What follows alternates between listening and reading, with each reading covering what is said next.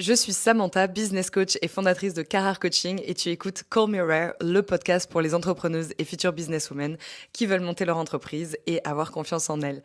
Est-ce qu'on aime cette intro ou pas? Je n'en sais rien. Pour l'instant, c'est la mienne. Je voudrais commencer cet épisode de podcast avant de rentrer dans le vif du sujet de comment développer son business quand on a la flemme, quand on n'est pas productif, quand c'est difficile. On est dimanche soir, cet épisode sort demain matin et je suis hyper cosy. J'ai pris ma douche, la douche du dimanche, j'ai fait mes cheveux et tout. Et je me suis posée voilà, devant mon petit micro pour enregistrer cet épisode. Je me dis mais quel bonheur le podcast. La semaine dernière, j'ai sorti le premier épisode de présentation. J'ai reçu des retours mais inimaginables, vraiment un soutien de fou et j'en suis hyper heureuse. Alors merci si tu fais partie des quelques personnes du coup qui m'ont envoyé un message de soutien. C'est extrêmement valuable, donc merci beaucoup. Ça m'a donné encore plus d'énergie et j'étais pas sûre d'aimer le podcast la semaine dernière. J'attendais de voir les retours et tout, mais en fait j'adore ça et j'adore l'idée d'être en pyjama avec mes cheveux mouillés en sortant de la douche pour te parler business, mindset et développement personnel féminin. Alors c'est parti. Dans cet épisode, tu vas savoir comment développer ton business, quel que soit ton niveau de motivation en fait. Surtout quand il y a rien qui ne va, quand t'as la flemme, quand t'arrives pas à passer à l'action. Et je vais parler du coup du déclic que j'ai eu dans mon business grâce au match de catch que je suis allée voir hier soir.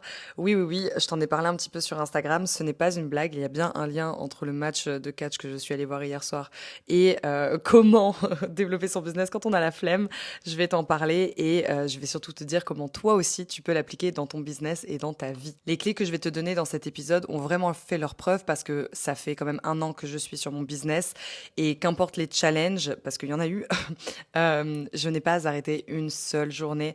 J'ai eu des clients dès le début avec 86 abonnés sur Instagram. J'ai parlé avec des entrepreneurs qui ont commencé et qui ont pu avoir ce succès dès le début ou pas, qui ont arrêté parce que c'est très difficile le business. Alors sache que si tu es là et si tu as un business, accroche-toi, c'est difficile, mais je vais justement te donner des clés pour continuer même quand c'est difficile. Alors ma situation, c'est que j'étais à fond pendant 1 mois et demi. Je t'en ai parlé plus en profondeur dans mon vlog sur YouTube qui est d'ailleurs sorti aujourd'hui. J'ai complètement crash en termes d'énergie, de santé et de motivation depuis à peu près 1 semaine et demie. Il se trouve que cette semaine, je l'ai très mal vécu. J'ai commencé la semaine avec mes règles, donc peu d'énergie, avec pas mal de fatigue, une accumulation, je crois, de stress, beaucoup de choses aussi un petit peu dans la vie perso. Le point culminant a été quand je me suis bloqué le cou en milieu de semaine. Je ne pouvais pas tourner la tête à gauche ou à droite.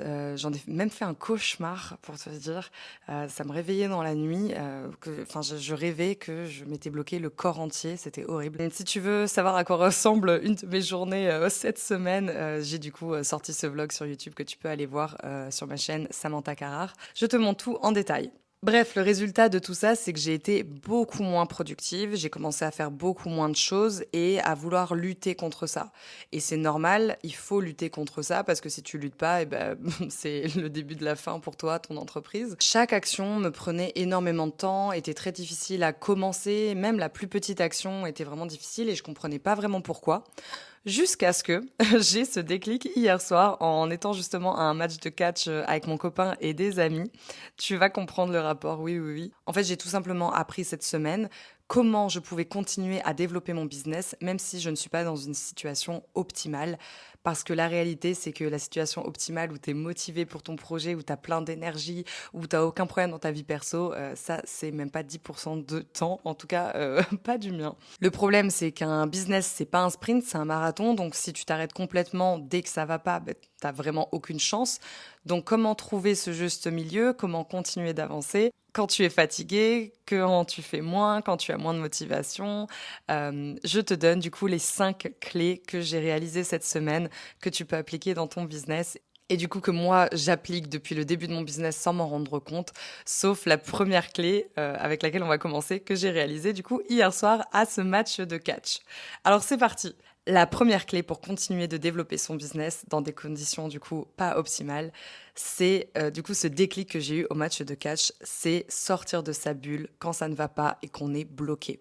Parce que quand on monte son entreprise, on est vraiment dans notre bulle. On est dans une bulle où très peu de personnes nous comprennent. Je crois que moi, j'ai beaucoup aimé ce côté de oh là là, je suis une entrepreneuse incomprise. Je fais quelque chose de très différent des autres. Et du coup, il y a ce côté où nous, on travaille en permanence. Je me rappelle quand j'ai commencé l'année dernière, j'avais du coup mon job à temps plein à côté, j'avais mes clientes, j'avais du coup la danse aussi. Et en fait, à chaque personne à qui je parlais, je lui disais exactement ce que je faisais.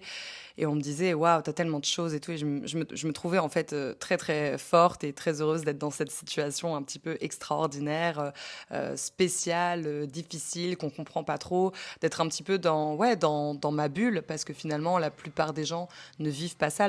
La plupart des gens ont un rythme qui est similaire et ne sont pas omnibulés et limite obsédés par une seule chose, par le développement de quelque chose qui leur est très très très cher à leur cœur, comme un bébé, c'est-à-dire notre business. Donc moi j'avais vraiment tendance, et encore aujourd'hui finalement, à être dans ma bulle, à parfois être assez égoïste et égocentrique par rapport à ça, parce que j'aime pas beaucoup donner mon temps à des personnes qui comprennent pas trop ce que je fais, qui sont pas vraiment dans le même environnement que moi. Et je pense que c'est nécessaire d'être dans cette bulle, d'être dans cette obsession, parce qu'il y a que comme ça qu'on réussit. La concurrence est rude, le marché est difficile, donc à mon avis c'est une des clés du succès.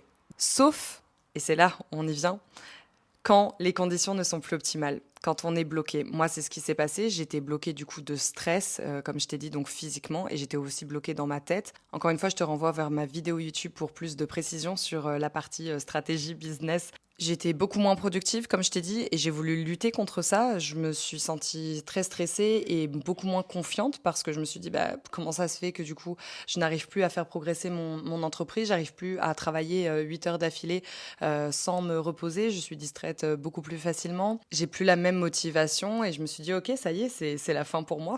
J'ai même commencé à être assez flemmarde, pour être honnête. Et puis hier, ce qui s'est passé, c'est que je suis du coup allée à ce match de catch avec mon copain et des amis. Et je me suis laissée traîner là-bas sans grande conviction parce que clairement, enfin moi je connaissais pas du tout le catch. Donc pour la petite histoire, j'habite aux Pays-Bas, je sais pas du tout si en France il y a des matchs de catch. J'avoue, je me renseigne pas, c'est pas trop mon domaine. Mais bref, je me suis laissée embarquer là-dedans par mon copain et des potes. D'ailleurs, aucun d'entre nous n'était jamais allé voir en fait un match de catch. Je sais pas comment on s'est retrouvé là-bas. C'était très fun en réalité. J'ai passé un super moment et ça m'a obligée à faire quelque chose, à sortir de ma bulle, à sortir de ma tête, de tout ce qui se passe dans ma petite bulle entrepreneuriale, tout ce qui se passe dans la petite bulle de mon business, dans mes petits soucis à moi, dans mes réflexions profondes sur le sens de la vie et de mon business. Ça m'a obligée à changer d'univers et à me focaliser sur d'autres personnes et un autre environnement que le mien. En fait, à partir de là, j'ai commencé à avoir des idées sur mon business, mais d'une manière un peu plus reculée, parce que j'ai pris du recul. Jusque-là, ça va. Tu écoutes vraiment un super épisode de podcast avec beaucoup de vocabulaire. Parce que j'étais à cet événement et je ne réfléchissais pas du tout à mon business pour la première fois depuis très longtemps, en réalité. J'étais vraiment à fond là-dedans. Et j'ai vu d'autres gens aussi, donc des amis plus proches de mon copain que de moi. Et du coup, c'est pas forcément des amis très très proches. Donc, je vais beaucoup moins parler de moi, de mes soucis. Je vais avoir beaucoup moins de facilité à me confier, etc., à parler de mon business. Donc, en fait, c'était une excellente chose parce que j'ai pu parler de ces personnes-là. J'ai pu sortir de ma petite bulle. J'ai pu voir qu'il y a en fait un autre environnement qui existe. Il y a d'autres personnes dans le monde que moi. Et ça m'a fait prendre un recul qui a été ultra bénéfique. C'est pas pour rien que je te parle de ça aujourd'hui. C'est parce que j'ai écrit la trame de ce podcast dans le train à 1 heure du matin en rentrant de cet événement. Tellement j'étais inspirée, tellement ça m'a fait prendre du recul et que je me suis sentie, bah ouais, juste hyper bien dans mon business parce que justement, je me suis pas focalisée dessus. Donc ça, c'est la première clé, sortir de sa bulle quand ça ne va pas et qu'on est bloqué parce que ça sert à rien en fait de s'obstiner, j'ai l'impression. Et merci le catch. Deuxième clé pour développer ton business quand tu n'es pas dans des bonnes conditions, quand tu as la flemme, quand tu es fatigué, etc., c'est d'être honnête avec toi-même pour faire la différence entre le besoin de recul et de repos et la flemme. Très important, moi, j'ai eu tendance à confondre les 2, à me dire d'abord, «OK, non, là, j'ai trop la flemme», alors qu'en fait, j'avais vraiment besoin de repos et inversement, de me dire: «Non, mais j'ai besoin de repos, là, je peux pas travailler», alors que j'avais juste la flemme. Il faut être honnête envers soi-même. Si tu n'es pas honnête envers toi-même, sache que ça s'arrête là. Il y a personne qui va venir te pousser à te dire, tes vérités. Donc, je t'invite à être honnête avec toi-même et à te demander si, en fait, le besoin que tu as, c'est vraiment du repos ou de la flemme. Troisième clé, c'est se donner une deadline avant de reprendre à fond. C'est finalement quelque chose que j'ai aussi appris cette semaine parce que du coup, j'ai été bloquée physiquement, j'ai dû aller chez le kiné en urgence, etc. Et je me suis dit, bon, bah ok, ça chamboule un petit peu mon programme, je dois en fait m'arrêter. Mais je me suis dit, je peux pas juste m'arrêter parce que si tu t'arrêtes avec juste l'idée de t'arrêter, tu ne reprends pas. Et je crois que c'est comme tout dans la vie, si tu lâches un peu trop, tu lâches complètement. Donc l'idée, c'est de détendre un petit peu sans jamais vraiment lâcher. Et pour ça, il faut se donner une deadline. Moi, ma deadline, c'est du coup demain. Je me suis donné du coup toute la fin de semaine pour me détendre à partir du moment où voilà, j'ai eu mon problème de dos. Et donc, ça m'amène à la quatrième clé qui est de capitaliser sur les moments forts, là où il y a de l'énergie, et de se détendre sans vraiment lâcher quand il y a moins d'énergie. Donc, je viens de te parler de la deuxième partie qui est de se détendre sans vraiment lâcher quand tu as moins d'énergie. Mais surtout, du coup, là, j'aimerais emphasize sur le fait de capitaliser sur les moments forts, c'est-à-dire les moments où tu as de la motivation, les moments où tu as des pics d'énergie. Sache que tu peux capitaliser dessus. C'est à ces moments-là qu'il faut faire le plus de choses possible parce que ça va redescendre. Et aussi parce que, à la différence du salariat, tu n'as pas besoin de travailler d'une manière linéaire tous les jours, le même nombre d'heures et à la même intensité. Donc apprendre à capitaliser sur les moments où tu as de l'énergie et de la motivation et de la détermination, c'est super important. Parce que de toute façon, il va y avoir des problèmes personnels, des doutes, etc. Des choses qui vont venir faire que tu vas avoir des downs. Donc il faut capitaliser quand tu es up. Mais c'est encore une fois un marathon, pas un sprint. Le but est de tenir sur le long terme et les périodes d'activité assez fortes vont te permettre justement de contrebalancer les périodes un petit peu plus down. Et enfin, la cinquième clé pour développer ton business, même quand tu as moins du coup de périodes de productivité, c'est super bête, je sais, mais c'est faire ce que t'aimes. Alors, je vais te donner l'exemple de cette semaine où justement, j'avais prévu une semaine avec beaucoup de productivité en termes de construction, de programme, de création de contenu sur Instagram et ce genre de choses. Et tout ça, c'est pas des choses que je déteste parce que, to be honest, il y a rien que je déteste dans mon travail actuellement. Mais par contre, c'est pas ce que j'aime le plus. Assez naturellement, ce que je fais, c'est que quand je vois que je n'arrive pas vraiment à avancer au rythme auquel je voudrais avancer, ce que je fais, c'est que je fais ce que j'aime. Et même si ça n'a pas beaucoup de logique, même si stratégiquement parlant, c'est pas le mieux, finalement, c'est ça qui me fait avancer. Parce que l'idée, c'est de continuer à faire des choses. Encore une fois, pour être inarrêtable, il faut juste ne pas t'arrêter. Ça va de soi, mais il faut le savoir. Donc, l'idée de pas s'arrêter, c'est de continuer à faire des choses. Et on a plus de facilité à faire des choses qu'on aime. Donc, par exemple, quelque chose qui était important pour moi et que j'aime beaucoup, c'était m'occuper de ce podcast. C'est pour ça que j'ai réussi à le sortir cette semaine. Et j'en suis hyper heureuse et c'est quelque chose qui m'a demandé peu d'efforts. D'ailleurs, c'est le deuxième épisode que je tourne, que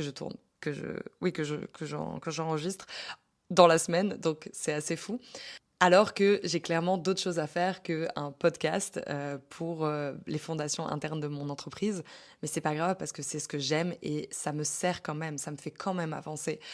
Pareil pour les vidéos YouTube. Je me suis fait engueuler un petit peu par mon coach cette semaine. D'ailleurs, tu peux aller voir, pareil, j'en parle un petit peu dans la vidéo YouTube. Parce que je devrais être en train de faire quelque chose de plus impactant pour mon business. Certes, et il a raison, stratégiquement parlant, et en termes de planification, bah c'est bête. Pour autant, ça m'amène quand même à faire des choses, à sortir des choses. Et j'ai sorti la vidéo aujourd'hui. Donc, même si j'étais fatiguée, etc., ben, j'ai réussi en même pas 48 heures à filmer, monter et publier une vidéo. Et donc, c'est très cool. Certes, j'avance pas sur d'autres choses. Mais l'idée, c'est que je fais ce que j'aime. Et parce que je fais ce que j'aime, c'est plus facile de continuer à faire des choses. Et non seulement d'un point de vue extérieur, on voit que du coup, je continue à faire des choses et que je ne m'arrête pas. Donc, en termes de consistency, c'est très important. Mais aussi pour moi-même. Aussi pour moi-même, le fait de ne pas rester bloqué sur quelque chose et de me dire, bon ben voilà, j'y arrive pas, je suis trop nulle, etc. Au contraire, du coup, je focalise mon énergie sur le fait que cette semaine, j'ai sorti du coup presque 2 épisodes de podcast, une vidéo YouTube et que j'arrive quand même à tenir tenir tous mes engagements envers mes clientes, que la qualité de ce que je fais ne baisse absolument pas. Ce qui a ralenti, ou plutôt ce qui s'est complètement raté cette semaine, c'est juste le développement de l'entreprise, le fait d'aller chercher d'autres clients, etc. Mais c'est pas grave parce que je fais d'autres choses et surtout, j'adore ce que je fais. Donc ma santé va beaucoup mieux, je me suis vraiment complètement détendue, je continue d'avancer vers des objectifs, je montre que je suis consistent, régulière, et je prends soin de la chose la plus importante qui est moi-même, parce que sans moi, il n'y a pas de business. Donc les 5 clés pour développer ton business quand t'as la flemme, quand t'es pas productive, etc. sont sortir de ta bulle quand ça ne va pas et que tu es bloqué, regarder ailleurs, t'intéresser au monde. Ensuite, être honnête avec toi-même et faire la différence entre besoin de repos et flemme. La 3e clé, c'est de te donner une deadline avant de reprendre à fond, vraiment. La 4e clé, c'est de capitaliser sur tes moments forts autant que de te détendre sans lâcher attention quand tu as des moments un peu moins forts. Et enfin, de faire ce que tu aimes. Et comme je viens de te le dire, tu es la CEO de ton business, que tu gères plusieurs employés ou que tu sois toute seule, tu es le cœur de ton business, donc tu te dois d'être fonctionnel, sinon si toi tu t'écroules, tout s'écroule. Donc moi personnellement, je veux avoir l'intelligence et l'honnêteté envers moi-même de me rendre compte de si j'ai besoin de repos et de recul ou si j'ai juste la flemme.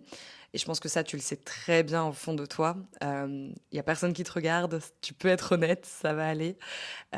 Et c'est important d'être comme ça parce que on ne réussit jamais rien en étant à 100% constamment, parce qu'on est des êtres humains. Moi, j'ai appris ça après 24 ans de vie, et je crois 10 ans à essayer de faire des régimes et à me mettre tout d'un coup dans des choses à fond comme ça, en me disant c'est bon, là pendant 30 jours, je mange plus du tout de gluten. Ça ne marche jamais, on n'arrive jamais à avoir des résultats. Si toi, tu as eu ça, dis-moi, s'il te plaît, ça m'intéresse de savoir s'il y a des contre-exemples. Moi, personnellement, je n'ai jamais réussi. C'est en réalité avec les clés que je t'ai données, que j'ai réussi à construire des choses. Moi, ce que je fais maintenant, c'est de prendre soin de moi, mais de toujours faire attention à ce qu'il y ait une limite à quel point je prends soin de moi, parce que ça peut vite tourner à j'ai juste la flemme, et c'est ok si je suis pas productive et j'arrête complètement ce que je fais, et ça, on ne le veut pas. J'espère que tu as aimé cet épisode. Je vais m'empresser de l'éditer rapidement pour te le poster pour demain matin 8h. Je te souhaite une excellente semaine. Je te dis à lundi prochain pour un nouvel épisode de Call Me Rare and Call Yourself Rare as well.